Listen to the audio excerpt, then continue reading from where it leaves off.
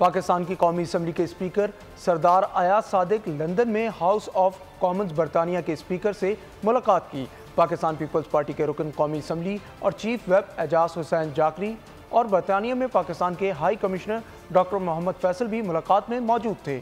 ओहदा संभालने के बाद स्पीकर कौमी असम्बली अयाज सादिक की अपने बरतानवी हम मनसब से ये पहली मुलाकात थी।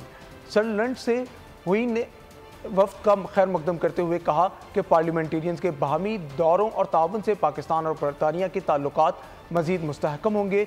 सरदार अयाज सादिक ने कहा कि पाकिस्तान की पार्लियामेंट समाजी और इक़्तिसादी तरक्की, ख़वातीन को बाइख्तियार बनाने और मौसमियाती तब्दीली से मुताल्लिक़ कानून साजी पर खुसूसी तवज्जो दे रही है।